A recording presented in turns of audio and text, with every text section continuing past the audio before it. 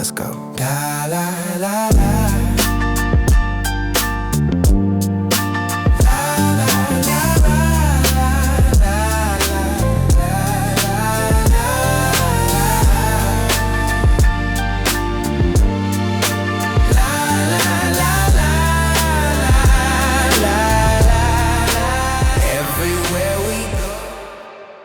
Hello, everyone out there. This is No Face, No Trace podcast. No Face, No Trace is a podcast for intense listeners of challenges of small businesses, GovCon space, current events, and pop culture. Sponsored by Madison Ave and JIT Transport. I am Gary A. Royster, a serial entrepreneur, published author, and a student of the game, and my partner here is...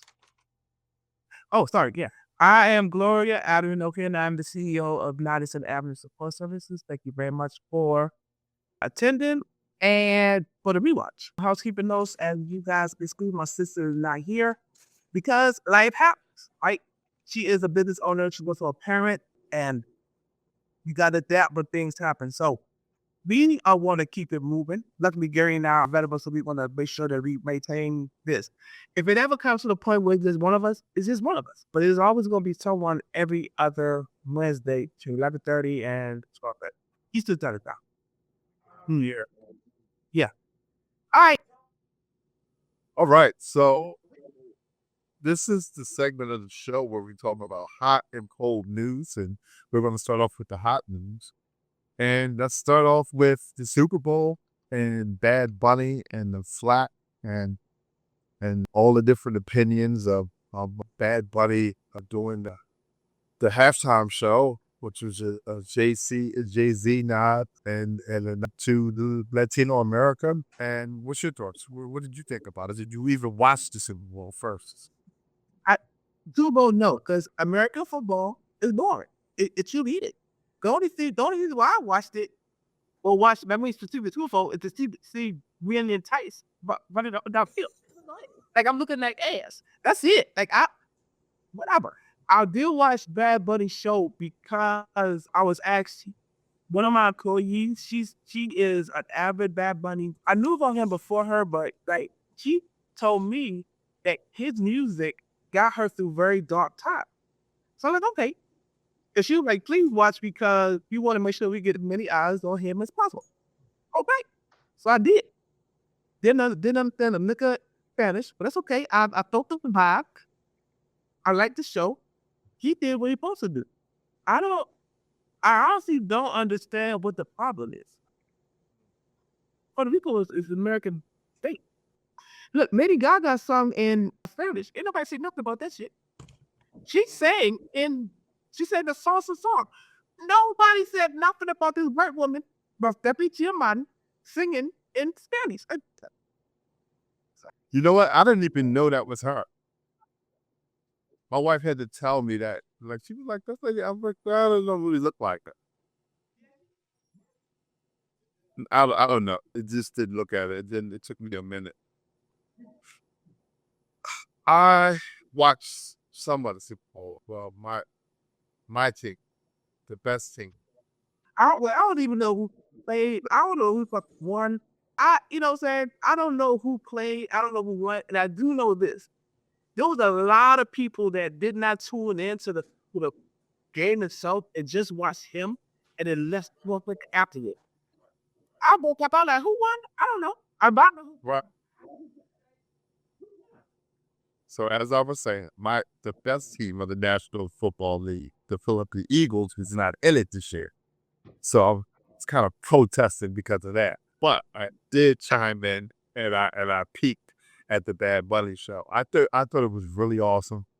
I love music. I love entertainment. But I did wish that I could understand. I kept saying, like, I wish I could understand. So that man told everybody in November, you got 3 months to learn Spanish. You got 3 months. I mean, you know. I didn't hear that, but I need to. I think I'm going to start taking Spanish classes like soon. I need to find me, a course. But music you can understand despite language, right? Like you can listen to opera, you can listen to hip hop, you can listen to jazz with no music. and you can get a feeling, right, a vibration of your music. Okay. Hold on. I want to acknowledge Mayday in his comments. He was like, yeah, she all grown. I think Lady Gaga has this. She made her point. She made her point of who she is. And now she's like, it's not the heavy makeup. It ain't the all of that anymore. It's really like, it's always brilliant talent, but just to grab people's attention, and that's how I really think that's who she was then. She in her fucking 30s now. This was like when she was her early 20s. That's it. Yeah. So she was older. She faded like 30 out. Like, you know what? Also, she's a great actor. She's a great actress too. Elizabeth Taylor. You know what I'm saying? Like she played herself. I mean, she played herself. Oh, when I say like entertainer turned actor, not many people cross over and do it well, and she's one of the persons. And I think DMX was a hell of a no, I'm crossing channels, but like from him to like all rappers turn actors, like we could talk that's a whole nother segment, but like DMX, like he was convincing. Like a lot of people come into the screen and then they're like, it's like they're harming. But but was great. But Tupac had more. He came from that kind of background, theatrical background. From it, he had actually DMX. He was great. It's good. Wilson that's from Philly, but I mean, look, you cannot take a from Will, yo. And let me be clear to all the people out here. I am Team Will. When it came to it's like I'm Team Will. That's a whole other thing. But so back to that. All right, yeah. So with Phyllis, though, you know, it was great. The halftime show was great. America's America. They want to say, the media want to say and do what they choose because they have that light. And it's what they do. They build people up to tear people down. They talk ish about people and they get away with it. It's all about who wanted to see it. Yeah, let me say this thing. I'm talking about next year's. This lady on LinkedIn was like, I never heard of Bad Bunny. And I was like, that's not the flex you did. Hey, that man show, when I first posted about it, it was 125. Like, numbers wasn't actually out. It's actually 142 million people. That's more people who watched this show than with Michael Jackson, Prince, Beyonce when she did it, The Weeknd when he did it. It's like, you can't say that you don't know who Bad Bunny is. Like, you want to listen to his music, but there's no way that anyone, that's like someone saying when Thriller came out, oh yeah, I never heard of my Rebecca. That's the same impact. Bad Bunny has the same impact nowadays that Michael did with Thriller drop. The difference is Michael had to push physical record. Bad Bunny is just, it's digital, right? But he got the same impact of music, as you said, is global. So don't diminish what he is or what he's done because you don't like the fact that he's singing it and that man can speak English now. Don't get it twisted. He doesn't use the English. He just chooses not to sing in English. And I'm like, good for you. Like, he's rooted in his culture.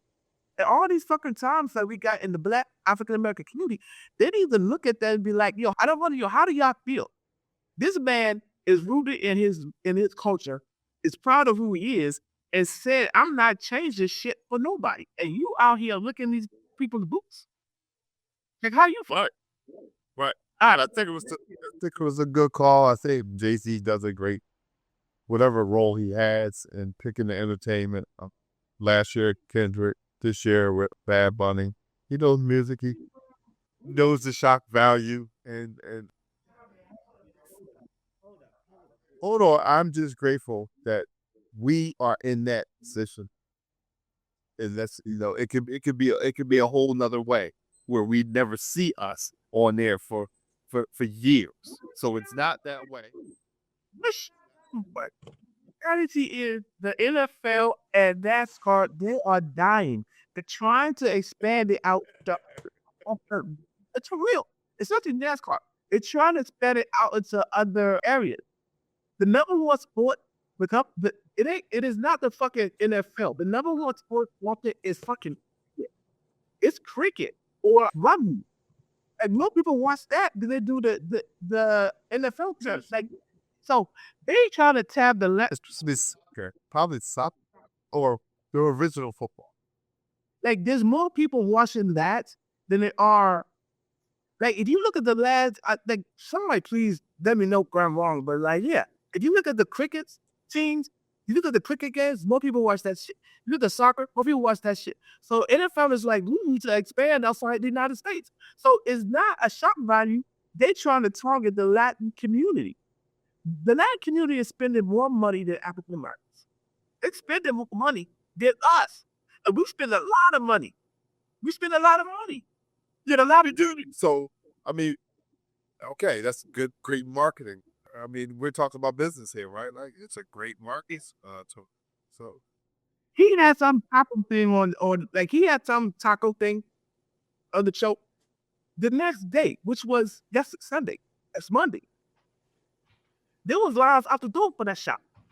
Lines out the door for that taco spot that he highlighted. So yeah, who do you think they should have next year? I don't know. I think that's too far to think. I guess whoever's hot. I would like Outcast. Oh wow, that would be awesome if you could find Drake. Down Harvey, With down the flute. Luna Mars with Anderson Paak, and then having Outcast. Yeah, the part. But see, Bruno and Anderson already did it. I believe so. I believe Bruno Mars did. Oh wow, okay. Yeah. Yeah, the Outcast. That Outcast come through, boy. They Outcast, but it's gonna be dropped. Forecast. I'm forecast. I can see cast up there. Well, who's that? Why not? Let's go there. Oh, sorry, the World Cup. Okay, the World Cup. They had more views than the NFNT. Yeah, it's not. Now, even with this is my point, or not shock value, but this is the point I think I'm trying to make. Hip hop, right? No matter how much America, whoever, try to talk bad about this genre of music, who is only 50 years old, is the most influential music of the world, right? Yeah. So no matter, so I bet you some kind of way in the World Cup, you're gonna hear some hip hop. You're gonna hear a snippet of Snoop or see or hear something pertaining to hip hop. So that's what I guess what I was trying to say. Pushing our music, right, which originated that we made and made, that's ours. I mean, they make a lot of money off of it, but still, the culture, we know where it came from, and we know who owns it outrightly. So hip hop still lives, and you're talking to an ex producer and songwriter here. So I'm like, anything hip hop, I'm all for it. All right, cool. Let's talk about some cold news. I think you brought up the point about the SBA and Margie first. And I have here, it says that the U.S. Small Business Administration is tightening its loan policy to require 100% ownership by U.S. citizens or nationals, making legal permanent residents, green card holders, and other non-citizens ineligible for SBA-backed loans, including SA 504 programs. The policy applies to all direct and indirect owners. Wow. I have not heard that on the national news. And I heard I've seen it being spoken about here and there on LinkedIn, but not to the degree that it needs to be. That right there impacts more than the 8A, the 1,091 8A companies that got suspended or be certified. That affects more businesses. And I said no business. The SBA had declared war on small businesses. And I said before that I don't feel like the SBA is really for small business. I really don't. We don't do anything for us. Now, they have restricted access to funding. Gary, you and I both know that it is incredibly hard to get funding in a small business. Incredibly hard. Tell me. It's damn near impossible, right? And now the SBA is like, oh, if you are, these people are Legal. These people are legal. This is not some fucking person coming off the border or boat or whatever the hell, and it's still in y'all think still have funds or whatever. These people who did the right path of citizenship, they on the path to get citizenship, they are sustaining our country. Your local grocery store, not the main chains, but the small ones, the restaurants you go to, the dry cleaner, maybe that even the clinic that you're going to, all those are most likely built by immigrants. New York City is built by immigrants. LA is built by immigrants. I don't understand why this is not talked about more. Yes, the 8As they lost the certification, but those motherfuckers still in the physics. Mm. If you're not a citizen, you can't. I told you I'm gonna buy that building. I was gonna buy that building in LA. It's $5 million. It was $5 million. But the loan I'm going to get is the SBA 504 loan, which all I gotta do is put down 10%. That's $50,000 of what I gotta get in. 500. It's crazy. It's absolutely nuts because, like you said, funding. I mean, I've been able to get funded. I mean, I don't know, because I work at finance and work at being bankable. I know that's a must in being small business. And let me just say, when we talk about small businesses, the definition of the word small businesses is any business that had under 500 employees. So I think a company such as myself need a whole nother term, because you have these companies that had 499 employees.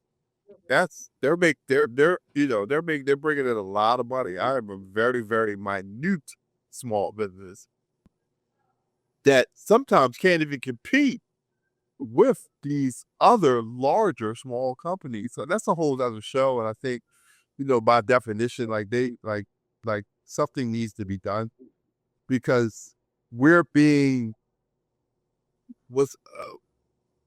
it's like we're being associated with these larger small companies, and we can't. And I mean, this on paper, like we can't.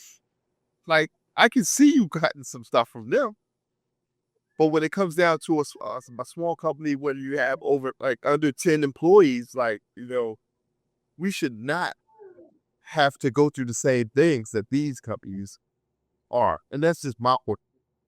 That's my point. Now, if I had 400 employees, then, I'll probably be looking at things a little different. But my mom started coming to businesses, and it didn't. She wasn't successful in it. And one of her complaints was, why could she not get a loan from anybody?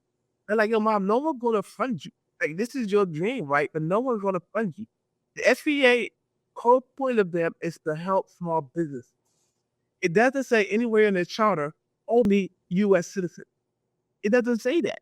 So this needs to be talked about. This I hear the Chamber of Commerce all over the country, all of them go to that lobby. Y'all need to destroy this shit. This needs to be sued or whatever. It's how you gonna restrict funding to people who are legal residents of the country. And no one's talking about this enough. They keep on this 8A thing, and I get it, right? It's hard, it's sexy, but that is an incredibly smaller section of people that it affects. And if you look at the numbers of people that's affected, more than half of them don't even care, because they not even hold 60% not even hold an 8A contract. They never should have got certified any fucking way because they weren't petty. So let them be decertified. Let them be. Let them be. That's 800, maybe 700. So, okay, we're talking about thousands of companies that's affected by this mandated SBA plan. Maybe millions of companies, because every year, the last time I looked at the numbers, every year is like almost 3 million companies are started in this country. How many of that is set up by women, and how many of that is set up by immigrants? And like you, to your point, This is small businesses. This is 1 to 4 man operation. When I talk about small business, I am no longer talking about myself. I have over 100 people on my payroll. That's not me. I'm talking about like the lawn care person who's like, I need a line of credit to run me through my months where I don't have nothing. I'm talking about the grocery store who's like, I need to put something in my community. And it could be like a Pakistani grocery store or an Indian grocery store or Jamaican grocery store, Chinese, whatever. You know what I'm saying? Anything from my people, their food. I need funding for this export, this terror shit that y'all putting on. It's like this is affecting way more people, and not enough folks are talking about it. I'm sick of this 8 thing. This shit gonna work itself out. But if this thing March 1st does not get overturned, that you're gonna see the whipping up, you know, affect this for years. Years. Yeah. Well, you heard it here on NFNT. No praise, no praise. Okay, now we're going to move right along talking about our main event segment of the show. And the main event of this show is going to be about Gloria and how she entered the GovCon space, what drove her to get there. But first, before I get her to talk about that, I want to ask her while we're live. I always, when I met Gloria in Goldman Sachs, since she was in my cohort, and I just learned her and watched her, I was like, this girl is a firecracker and needs to be heard. I think still waters run deep. But I kind of coerced her into this thing, and now here we are. But I want to ask her what made her concede to my wild idea of doing this and being more boisterous to the public. I'm persistent. And I will, you know that? Yeah. And I was not getting invited onto podcasts. I would let it be known that I was open to it, but no one was invited. I'm like, you know what? I'm gonna make my own shit. And like, why not? And they have Gary fun through. Like, you're gonna do this thing together. Like, yeah, I'm not gonna sit around work with people. Like, I let people know, hey, I'm open. How you doing? I talk about my experience. Cause it's like, but no one would. And I understand why. You know what I'm saying? I understand why. I am singular in the GovCon LinkedIn space, but not in the GovCon space. Not in the GovCon space. It's forcing me outside of my comfort zone because I'm an introvert. My mom and my sisters was worried for the longest time. It was like, yo, you sit in a room by yourself reading a book and not think. I'm like, I'm okay. I'm okay. This is forcing me to step outside my comfort zone. Awesome. That's good, and that's what we do. We gotta, in business or in life, in period, to prosper, you have to be uncomfortable to be comfortable. So put me, I understand that. Put me in these uncomfortable situations, and I'm gonna get comfortable quick. I'm gonna figure it out. All right. So let's for the intense listener who is new in the GovCon space, who wants to hear, the trial and error in the beginning, who wants to, maybe you could shed some light and let them know about their growing pains, about how it was for you entering this space, which was probably uncomfortable in the beginning, and which is now more comfortable as you have grown and stuck it out years past. But yeah, so can you just share with us, how did you, what year, how did you get into the space and where you are now? I can't remember if it was 2017 or 2018, and that's so weird. It's May 1st. It's either the business started either 2017 or 2018. I cannot remember, so I have to go back and look. I had a business 10 years prior, that half a 10 years prior, and that was to provide in-home nursing services between Baltimore and DC. So the DC-Baltimore corridor, I had from RNs down to CNAs going to people's homes and providing services to them.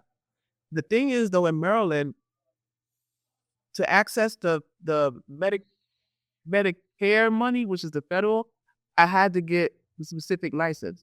And Johns Hopkins University came through and they said that we don't need, there's no more licenses to be given. Johns Hopkins University got the last license to tap that those funding, and after that, more.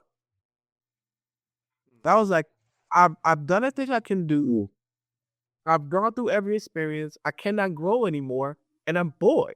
At the end of the day, I was bored. And I did that I could do, right? That's why, because me coming from Philly, when I moved to there, we needed assistance with my mother-in-law, and I couldn't understand how we couldn't get some help or like a nursing assistant.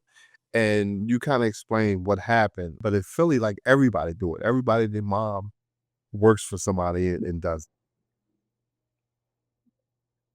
Yeah. That's one of the reasons why I hate not happen. I was like, yeah, that's probably for another day because otherwise I'm walking on a tangent. So what I did was I slowly shut the business down, and I was like, I am literally 45 minutes from DC. There's no reason why I cannot spark services to the government. Like, and the very much like I know how to find nurses. I know how to do all of that when it comes to healthcare. So my goal was to set up another business and sell and do the same thing to the VA. I didn't have money coming in, so I went and got a job, and I worked from 7 p.m. to 7 a.m. to 3 days a week for $18 an hour. I was making $18 an hour. So that was a spark. I came from being a business owner and having with local money to like making $18 an hour. But I was living in Baltimore City. The house is paid for, food is paid for, cars paid for, so I didn't really need it. I did that for a year, and I was like, I need to have money. I need to have money to start this business. So I actually worked overtime. I worked 60 hours every week for a year. So that job, let's just say I made like 45,000 or something like that, whatever it was. At the end of that year, I made 75,000. So and that was mostly, it was 35 or 85,000, and that was me working 60 hours a week. So I lived on one check. And I banked the other check. When I started the business, let me also say this: when I had the other businesses before, I had a group, I had support. I had other business owners who I could ask questions to. No one in my life when I started MASS, nobody in my life did GovCon. No one had it. So I didn't have anyone to talk about or ask questions. Yeah, I went to the PTAC, I went to SNA, and I got information. That's when the Maryland Department of Small Business and Minority Business was doing training every 2 weeks. So I went there. So after work, I didn't go home. I drove to Crownsville and I took the classes. And the only thing I did really was I figured out, let me shout out Eric Coffey. I'm going to shout him out, right? Because it got to be 2017. And I started watching him 2018. And his instructional videos gave me the foundation I needed. So I watched his instructional stuff, like how to go on the SAM. That's the first time I heard of FPDS, the first time I heard of USA Spending. And he showed me how to go into SAM and go to that system and look up stuff. So that's what I did. But I also knew, okay, I need past performance, because the feedback I get was like, oh, you did this for 10 years, but you haven't done anything with federal things. So I was like, okay. I went back to the state, got final contract to the state of Maryland. Ask me how many I did. How many contracts did I actually work on? One. Just one. And that's all I needed. I just needed one. So once I got those 5 contracts, I just started to RFQs. And I put the withdrawals to the state agency, all 5 of them. And it took a year for me to win the SSA one. And I was like happy about that. Real happy about that. And then it took me another year. So from 2020 to 2021, I'm submitting proposals at least once a month, once every 2 months. And I'm getting rejected. I'm not winning anything. But I still kept going because I'm getting the debriefs and I'm figuring out why I'm losing. And then from that year, I won my first contract, which the first fixed price, which was never spoke to nobody on the federal level. The first time I tried to, they said that they don't meet with us. So I said, they don't pay you the fuck. I'm like, why am I waste your time Cause I wasn't on LinkedIn. I don't know how to do social media. I'm not on Facebook, all this other shit. I wasn't getting bombarded with this message to buy my course for $50 or buy my book for $20 and I didn't have none of that shit. Like I wasn't exposed to none of that. I did what I knew, which was I found the work and I responded. I responded. I didn't have no money for Eldorado, VD, none of that shit. I didn't even know people had. I did not even know at that time though people were had no idea. I was just like, this is the opportunity. Let me really research it. Let me price it. I'm doing all of it from A to Z. All of it from A to Z. I'm finding the people that's on the tab. I did all that shit by myself. My sister was in Boston, living her life. My mom is still working. She living her life. All my people that were business owners, they live in their life, and they're like, "Oh, you doing the gut property?" They know I'm home. But so when I got on LinkedIn and shout out Monica, because she told me to get a list, motherfucker. And also I'm reading the post like, hurry. Yeah, shout out Monica. And I'm with Monica Mac. And I'm like, what do you mean those guys were saying? That's like, if you see them saying first that it's too late. Gary, the first 5 opportunities that I won, I saw it on Sam first. The second to last one that I won, someone sent it to me from Sam. I never spoke to no contract officer. And as a new, when I say new, as a company who's used to going out and finding opportunities, it's a whole nother world. It's very Byzantine to understand GovCon. You don't know who to talk to. I see no idea who to talk to. You don't know what to do, right? So you're gonna do what you don't do. You go out and find work, and you respond to the work, and you win. So this shit here, this is another reason why it's like this is the podcast, because the people on LinkedIn make it seem like if you see it on Sam first, it's too late. My very first contract with the DPA, someone is $5.4 million to the contract officer. Never spoke to it. I don't keep saying that shit. I never spoke to these people. I responded and they awarded it to me because I was the best responder at the time. Now I can go in now in 2026. I can go in and I can influence this stuff because I know who to talk to. But then I had no clue. No clue. Then I was telling, shout out Constance, I was telling her yesterday, before I met her, I always thought that the contract officer was the one who made the determine who what. I didn't realize there was a social selection committee. There's a group of people meeting. I had no idea. I thought it was just the contract officer, one or two people. They make the decision, and that's it. She was like, no, the contract officer. Some of them don't even. They just here you go, and that's it. I want people to know that what you read and see is not the only truth. It's not. Without me, if you didn't know me, see, what would you do? Yeah, what would you do if you didn't know me? Like, what would you do? Entering the Gulf space? Tough. I mean, to be honest, GovCon, until I met you, was so far-fetched. I was trying to figure out the city and the local and the county contracts first, which took time. It takes a lot of time for a startup to start up a business, try to look at these contracts, try to figure out how to respond, the certain way that they want these RFPs done, RFIs done. It takes a lot of time. It takes a lot of time. And it's like you're running in circles, especially early on. And I was blessed to meet you, who kind of fast boarded me with the saying Gov, to even get on. But I'm just coming from a novice place of business in the GovCon space, because it's written, it's the system is done in such a way that it looks like you have to be from another planet to even understand it, and that takes time. So, I mean, to be honest, like I said, it takes a lot of time. It just takes a lot of time to decipher that when you're trying to start. You're trying to get day-to-day work. In between that, you're trying to get the contract of the person up the street.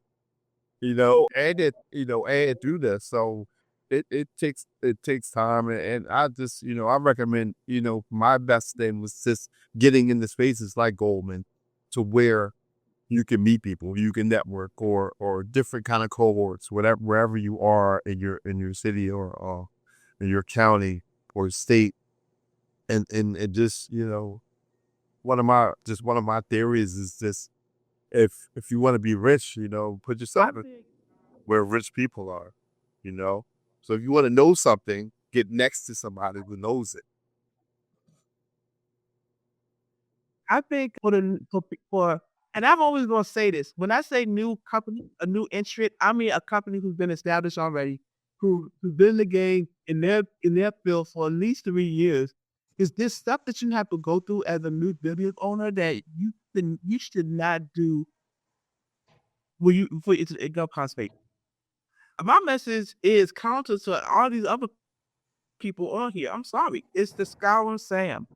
If you are new to GovCon, go look for opportunities, respond to them, start win, get a debrief, and learn from them. Buy a book because the information is free. Don't buy a course because it's with the GovCon thing, it must be tailored to you, the individual person. It has to be. Because I don't like Gary, I have no idea how to sell what you sell, right? I don't know how to do it. So how you gonna buy the book from me saying to do GovCon if I don't know your industry or how to do? I cannot guide you, right? I can't. For the book, what am I telling you except to go register at Sam, go start the P tag, make sure your NACE code is this. All these people say the same fucking thing. Mm-hmm. Register at Sam, know the AC to buy, blah blah blah blah blah blah blah. That right there does not help you as a new entrant because what are you interested in? Getting work. Why? Because you need the money. The best return on investment is for you to respond to R5s, RQs. I'm sorry, respond to RPs, RQs. Do not respond to R5s. Submit, lose, and then you'll win. And I don't mean quantity over quantity, because that whole year I may have submitted 8 to 12 RPs because I was taking my time to make sure I understood what they was asking for and I was responding to it. Someone the other day was like, how do I scale up to, because I want to respond to hundreds of opportunities. And I'm like, dude, why would you want to respond to 100 opportunities? That's crazy. Like, what are you doing? But that's the person, no offense to you or no offense to no hustler. I mean, it's an entrepreneur, but that's a hustler mentality. That's not a business owner's mentality where you're trying to respond to 100 different opportunities. Who the fuck does that? Who has time to do that? Mm-hmm. You need to focus on what it is that you do and do well. And if you respond to one a quarter, one a month, it's 1 quarter a month. It's better to take that time to actually give a quality RP because if you responded to 100 a month, you're putting out trash at the end of the day. Because you're not gonna have the time to care. Gotcha. So I would never recommend any book in GovCon. I would never recommend I would never recommend a math. If someone, because people ask me all the time, I don't recommend nobody. I don't. Why are you putting why are you putting $250 a month on your credit card? And like, why are you doing it? If you can afford $250 cash out your pocket, don't do it. The best return of investment for new business, I keep saying new, for people who are new to GovCon is for you to ignore all of the advice, go to Sam for the opportunities, win one, execute, and get deeper into that agency. But you need money. You need money to come in now. I like that time when you take it to respond to R5. If that shit even come back out, that's month down the line. Month. Now I'm going to respond to R5 today. That shit coming out in 2-3 weeks. Because I already talked to the contract officer. He's like, yeah, this Q2 part, and it's coming out in 2-3 weeks. Okay. I don't lie. I know. I'm done with that shit. So sorry, go ahead. no, you're fine. Oh, make it sick. Make it sick. Now it's like The GovCon LinkedIn community, and to be really clear, and I'm gonna slow down so people understand what I'm saying. The GovCon LinkedIn community is the ecosystem of sellers. If you look at the people who post on the GovCon LinkedIn community, it's people selling shit. It's not the business owners. They very rarely post. That they do, it's we won this, we won that, which is great. We will never diminish any small business owner. Or we're looking for this, we're looking for that. No one is posting like I do. Hey, this right here, this shit is hard. I'm having problems with the contract operative. The core is he's doing contract fee. They're making it impossible or they're late with my payments. Like no one's talking about that. So if you look at the GovCon community space as a new person, all you see is buy my product, DM me because I'll help you with this, help you with that. You don't need none of that shit. You do not need none of it. None of it. Respond to RFIs. Go to Sam, respond to RFIs with the expectation that you are not going to win. It's the only step to win. But still put in the effort that you're going to win.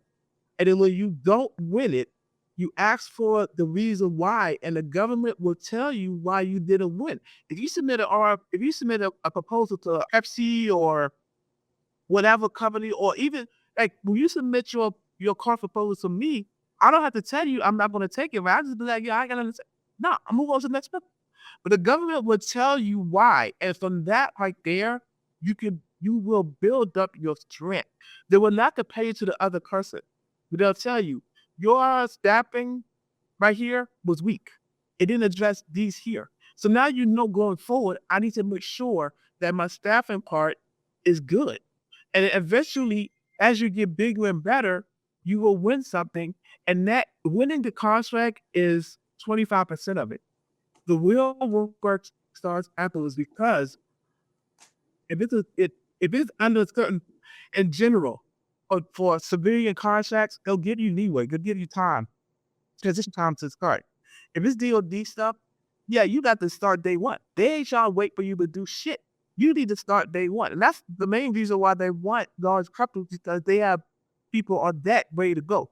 If a contract officer awards it to Bell, wasn't it BlackRock or whoever, or the Lord of World, whoever it is, they know they'll start in a day or two. They'll award the MASS. They're like, okay, yeah, they can do it, right? But it's gonna take 30 days, 30 days. Cool. So, briefly, tell us where you are today in this space. I don't know. We talking about.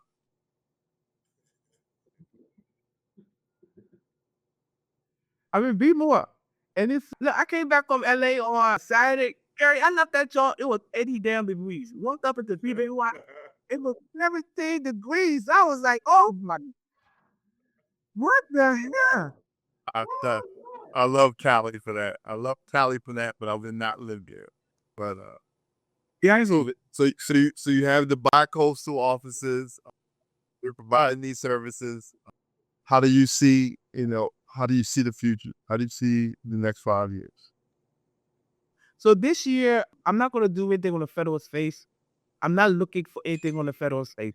I'm actually trying to, except for Soup 6, I'm waiting for that shit to drop. I'm waiting for that jump to drop. Now, so go ahead, drop that thing, right? Drop it. And I'm working on Oasis Plus, and then I'm working on the GSA schedule. So those are the three things. If something comes to my attention, I'll go ahead, but I'm not looking. I'm actually not looking on the federal level. This year for MASS is we're transitioning back into the growth mode. So it's going to be chaotic. Last year was about profit. This year's about flow.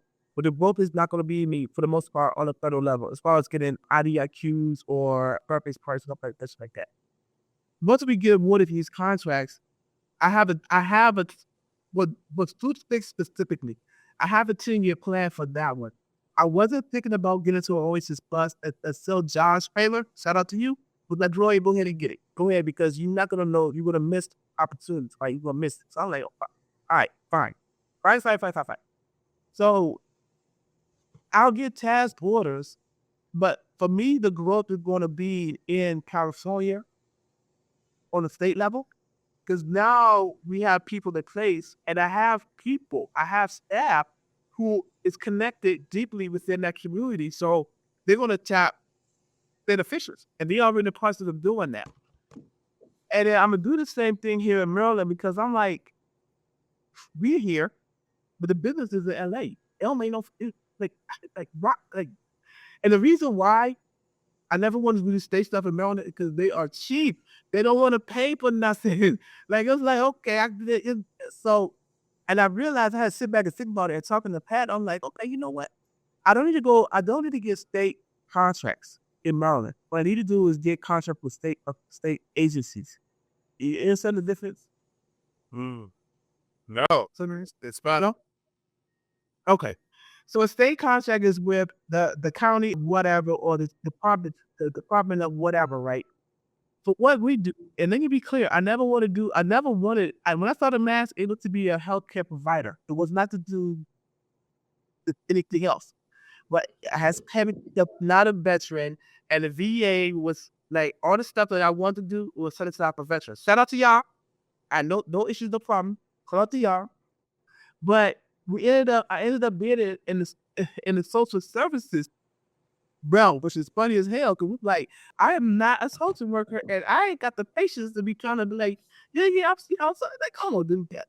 Anyway, so there's programs in Maryland that we could do. One of my cousins, my mom was telling me on them for years. She was like, yeah, you have this company, and he's here in Maryland. And we cool, right? But it's like, I'm busy, he know how life is, right? And she kept saying, yeah, Tafreek got a business and he's making a lot of money. And this is something you can do. I'm like, hey, mom, whatever, I'm going from MASS. So yesterday she was like, she sat me down, she was like, 2 days ago, she sat me down, she was like, I am telling you to talk to him because what you want to do in California, you're doing it here. So I called him. And he's like, oh, go ahead, I haven't talked to you. And I'm like, yeah, I know, I'm busy, you busy. And how you doing, blah, blah. And then I was like, look, I'm calling you for a reason. I'm going to be selfish. Mark said you're doing this. I want to do it. Can you not? Yes. Sure. What you mean? I need you to walk me through this shit. Okay. And it was like, there's 3 levels. And you need to do, because I cannot sign medication, like, I'm not licensed with that. Read me level 3, you level 1. And yeah, you'll make $1 million. Yo, my wife wait. Okay. I'll talk to you about this business. It's going to take a little bit to get it up and running, but I'll walk you through. Bang. But there's the same program in California that one of my staff, she was experiencing. And I told mom, because this is a warehouse. She is a retired nurse, a retired RN. So I'm like, this is what she used to do. I'm like, mom, I don't have a girl. What was the other stuff? Can you handle this with him? And she was like, yeah, sure. She'll take it. Whatever to do to help. Okay. So I don't have to do. I'm at the stage where I'm not doing the leg work or stuff. Like I'm not running around doing stuff. I am the checkbook at the end of the day right now. That's all my standard. I'm the checkbook. How much you need? There you go. How much you need? There you go. So I'm still going to be doing research and making sure that everyone is doing what they got to do, but I'm the architect. I'm not going to be doing meeting with these people. Now in California, I will be meeting with the state officials because I'm the owner of the company. They want to know who they're dealing with. But once I meet with them once or twice, that's going to be my staff that's going to take that ball and run with it, right? And that's when you reach a certain level of business, you need to have people with you, working with you, and that's for you working with you who's willing to grow with. So you have to have people who see your mission and your vision and buy into it and want to grow with you. I have staff who's like, I don't like HUD bash. I want to leave it, but I don't want to leave you. So what do we got to do to get you? All right, okay, well, go on to find some shit and we'll Work yourself out of a job and I'll give you another. I love it. I love it. Thank you for sharing. And we're moving right along because we're kind of right on schedule. And that was our main event, folks. And now we're at our section of the show, which we call the funny, where we talk about random thoughts, briefly discuss. And this week we're going to talk about grits or oatmeal. Really serious about that, but it's something that I am a grits or oatmeal person. I was telling Glow, but not that quick oats crap that come in the box. that we all know. I'm not gonna. I might get a contract with these people. I'm not gonna say no names, but I'm just saying, not that crap, because I don't know if it's cardboard with flavored sugar on it. But I'm talking about like my wife's been doing overnight oats, chia seeds, in different different forms with fruit, blueberries, bananas, and all different kind of cool stuff. But I'm also, look, my mother's from South Carolina, so I love grits. I love some cheese grits. I love hominy grits. I love cream wheat too. That's like that's a hidden gem right there. Only the real know about that cream wheat, right? But so sis, which grits or oatmeal? So I used to eat oatmeal a lot, but I will only eat it with either dates or brown sugar. I don't like milk in my grits. I don't like milk in my, I don't like this, I don't like milk in my hot cereal. But, and it's the reason why I like oatmeal because that's what I grew up on, right? I never liked grits. It always was too runny. It was just like, it looked like, it tasted like gruel. Until I can't remember what it was. If I put it faster or somebody made me some mince, it was good. Never done this. And then she was like, yeah, you can't cook it for like 5 minutes. It gotta be like 20 minutes. Even a quick thing that's 5 minutes, it's like you must cook it for 20 minutes and you must constantly stir it. So I'm like, okay. So I don't eat, I don't, the only time I eat oatmeal is when I'm in a hotel. Because they don't, that's the only thing that they serve is oatmeal. They don't serve it. So that's the only time I would eat it. And again, it's brown sugar. Sometimes they don't make it, they don't cook it enough. So you can, you don't cook it enough. So I'm like, it was too raw to me. So I was the CEO for 18 months. Did I ever tell you that? No, we gotta talk about that later, because we're running out of time. And now we're out on wrap up. We wanna. Okay. I eat it with hot sauce and salsa, and I eat it with eggs. And if it's not every day, it's every other day. That's my That's all right, folks. We had to wrap up of NFNT for this week. Thanks for sitting there with us. We want to give some shout outs. I want to give a shout out to my team. I want to give a shout out to one of my main 1099 contractors that's been working with me. His name is Jehoshaphat. He's out there. He's out there making it happen. We have a beautiful relationship, and I'm just excited about the things that we're about to do in 2026. That's somebody that understands my vision and my mission. I'd like to shout out my girl Chloe, being my partner and a partner in crime, and on this journey, and just throwing stuff on the wall and see if it sticks, and just keeping us accountable, and holding each other down. Just being friends and in business. And to everybody else out here that's giving us a chance, that's giving us an ear to listen to us every other Wednesday, and then later in the future, the near future, of our tape shows that will be on YouTube. So, and other different platforms. So thank you. Good seeing everybody this Wednesday. I want to shout you out, Gary. Thank you very much for being persistent. Thank you very much. And I want to shout, I'm going to do this for a long time. I want to shout out Goldman Sachs. If you are in business for at least, I think it's 2 years. If you've been for at least 2 years, make at least $75,000. I think at least 2 employees. One could be you. Check out Goldman Sachs. You guys can hit up Patricia Marshall. You can hit up Rod Byrne. Yeah, Robin Hain on LinkedIn for more information about how the journey is. So see, Good stuff. Yeah. What's the SIS? Yeah. If you're in the Baltimore area, Patricia Marshall, if you are not in the Baltimore area, she can connect you with wherever you at. It's invaluable. That program is 8 weeks, and it will elevate your business. It's very important that you guys have a support system of other business owners. It's incredibly important. Until I joined Goldman Sachs, I was very, very lonely. No one understood what I was going through. No one understood the pressure. And it was always, you got it, you good, don't worry about it, blah, blah. But it wasn't until I got with you guys, or I'm like, I found my tribe. And we are still connected to this day. That's 3 damn years ago, and we still connected. So if you are in business right now, do not be solo. find something to do development, something to do in this cohort, something that so you have your tribe of people. I want to shout out my sister, Asmadisu. I want to shout out again Maggie. I want to shout out my staff at Madison Avenue Support Services. Hopefully you guys are not watching this shit, because the non-stop over there, so y'all better be on, seeing these metrics. And I want to shout out everyone who is supporting us. We do have sponsorships. There is no minimum or maximum. Whatever you guys want to do to support us, that's fine. If you want to come on the show, start it in the summer, talk about whatever you want to talk about, more than happy to have you come up. Any questions or feedback, let us know. If you see me and him looking down, because we're trying to engage with the comments, we're not on the feedback that we got to make sure that we interact with you guys during this aspect. And I also want to shout out Thurman. Hi, Thurman. I know you're going to watch me from this government. Yeah, just give me the feedback and let me know what's happening.